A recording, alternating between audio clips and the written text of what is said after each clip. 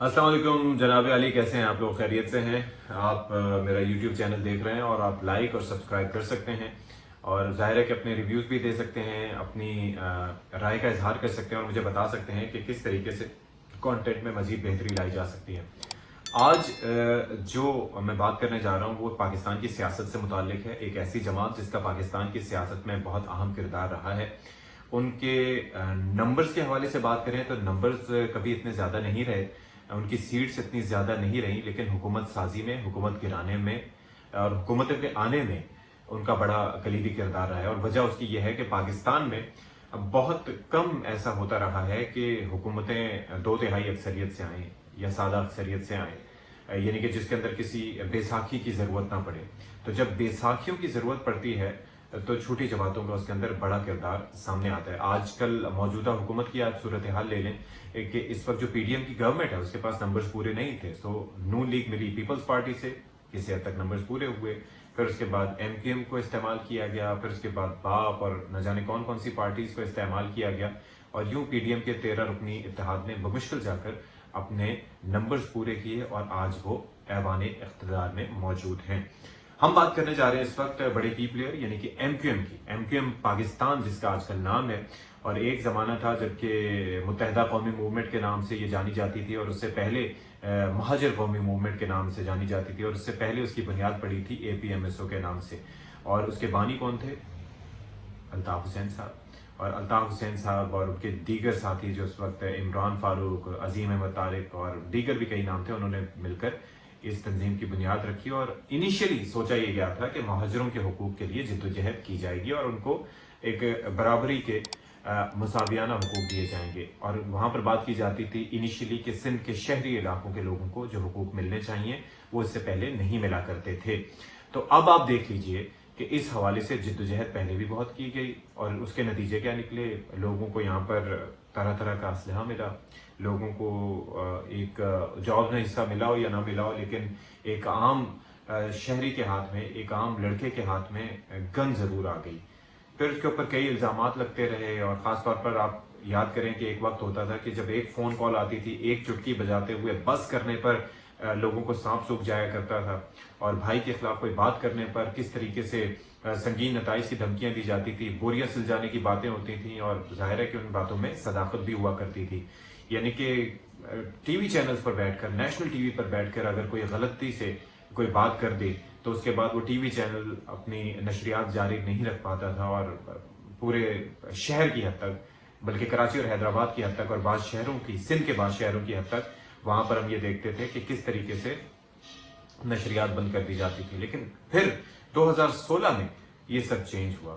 2016 से पहले हमने देखा कि मुस्तफा कमाल साहब ने अपने रास्ते चेंज किए, उसके बाद उन्होंने रास्ते चेंज करके अपनी एक अलग शनाख्त बनाने की कोशिश की। हालांकि मुस्तफा कमाल साहब जाने जाते थे नाजिम कराची के तौर पर और कराची की निज़ामत में जिस तरह से एक दफ़ा कहा जाता है कि उनको टेलीफोन ऑपरेटर की पोस्ट से उठाकर जो 90 में वो किरदार अदा किया करते थे उनको नाजिम कराची बना दिया गया। लेकिन शहर के आवाम ने उनकी अनथक मेहनत की वजह से उनको उनसे बड़ी मोहब्बत की और ख़ास तौर पर जिस तरह से मुस्तफा कमाल से पहले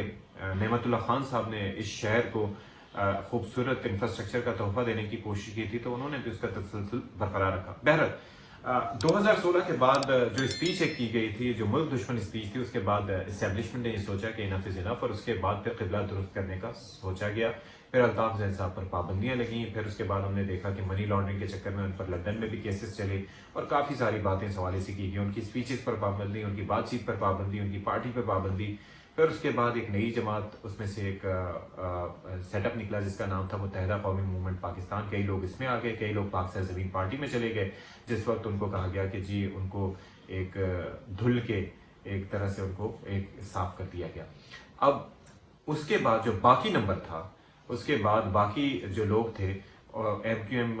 जिसके बारे में कहा जाता है कि मुत्तहिदा कौमी मूवमेंट लंदन का ग्रुप जो कि खामोश इस वक्त बैठा था, लेकिन इलेक्शंस में हमने ये देखा कि धड़ेबंदी की वजह से जो एक वॉइड पैदा हुआ था, जो खला पैदा हुआ था, उसका फ़ायदा उठाया पीपल्स पार्टी ने, उसका फ़ायदा उठाया पाकिस्तान तहरीक इंसाफ ने, और जो असम्बली में स्ट्रेंथ थी मुत्तहदा कौमी मूवमेंट अपनी खोती गई। अब हालिया दिनों में काफ़ी राब्ते हो रहे थे, हमने ये देखा कि जी PSP के राब्ते हो रहे हैं, हमने देखा कामरान टिसूरी साहब को लाया गया तो उस पर काफ़ी लोगों की जो है वो आईब्रोज रेज हुई, लेकिन बाद में हमने ये भी देखा कि फारूक सत्तार साहब भी एक्टिव हैं और वो चाहते हैं कि जो ये धड़े हैं जिनके अंदर आपसी इख्तलाफात हैं वो आपस में मिलकर बेहतरी के लिए काम करें और ख़ास तौर पर MQM को यकजा करें, और जो वोट बैंक जो है वो डिवाइड हो रहा है उसके डिवाइड होने से बचाया जा सके। अब इमरान इस्माइल साहब ने उस पर एक बड़ी इंपॉर्टेंट और एक बड़ी इंटरेस्टिंग बात की। उन्होंने कहा है कि ना सिर्फ ये बात हो रही है बल्कि अल्ताफ हुसैन साहब को भी पाकिस्तान लाने की कोशिश की जाएगी और इस हवाले से काविशें की जा रही हैं। अब ये